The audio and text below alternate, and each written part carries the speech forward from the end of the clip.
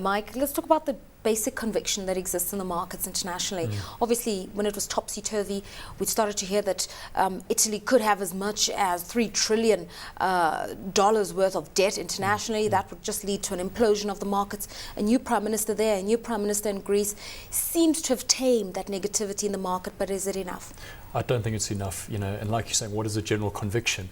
And the problem is there's a lack of conviction, because you obviously have the good news coming out, so you have 1 or 2 days where it rallies, and then you have something bad come out and you have a downtrend. And that's, like we've said time and time again, uncertainty is not a friend of an investor. So with so much uncertainty, it's very difficult to gauge.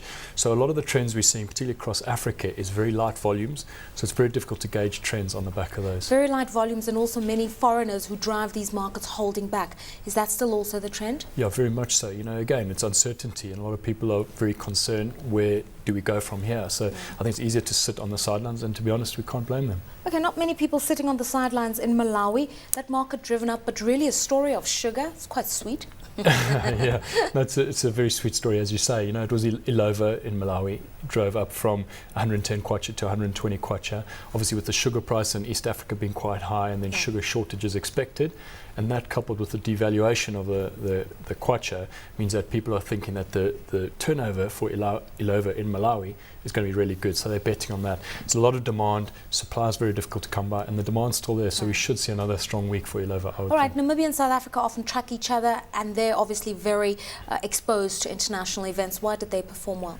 Well, again, if you look at the global markets across Europe, UK, America, the developed markets, they were more up than down last week. They were up a couple of percent. So South Africa and Namibia are not only related to those markets, but they're very correlated. So we saw them slightly up for the week as well.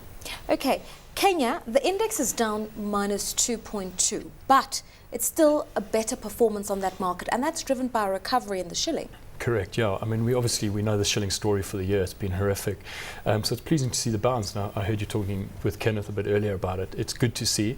Unfortunately, the market, there's still no interest in the actual market. We also had poor results out from Safaricom and Centum, which obviously drove those stocks lower, which tend to drag the whole market down. Absolutely, Safaricom's the biggest capitalized. Correct, yeah. And that's not looking pretty, especially after the results. But as you say, the shilling bouncing like that was more than 4%, I believe, last week. So that put the market into positive in US dollar figures. Right. Mauritius, it's a story of the banks and the hotels. Obviously, these, particularly the tourism stocks, are the major generators of foreign exchange. The two banks are the large cap stocks there. Absolutely. And the one thing we always note about Mauritius is around about when results come out is when more activity takes place. People just before, obviously taking a view on what the results will be, and then just after.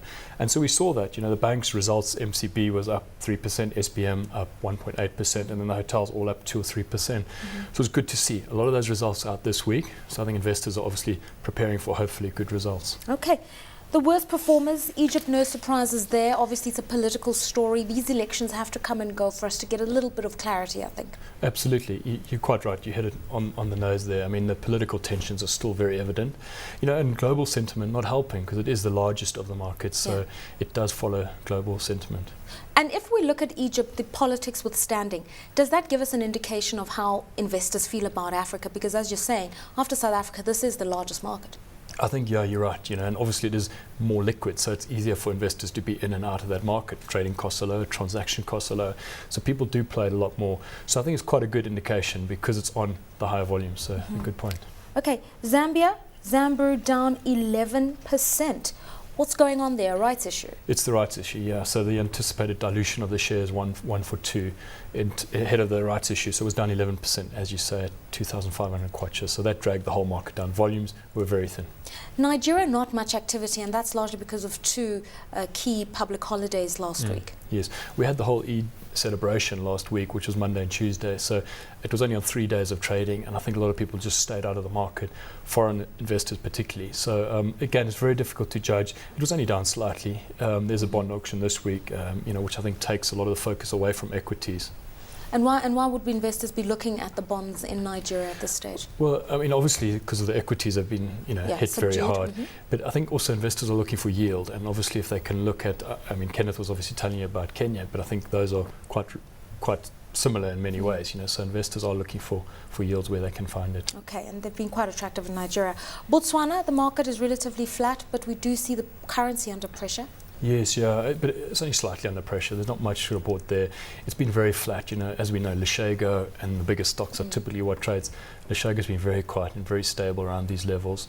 We're seeing a very slight sell-off from retail sellers, but that's seasonal, in the lead up to the festive season. Zim mining. Does anything need to be said here? Nothing there. It's just across Zimbabwe, as we know, it can trade on very thin volumes, but we're seeing a very big noticeable absence of foreign involvement, which is really needed to kind of prop up that market. Yeah, and we've seen some shareholder activities on big counters like Hwange and other of the mining companies as well. Yeah, absolutely. And if those go down, again, the Zim mining, as we know, is just 4 stocks. So if one of those goes down, typically the index goes down.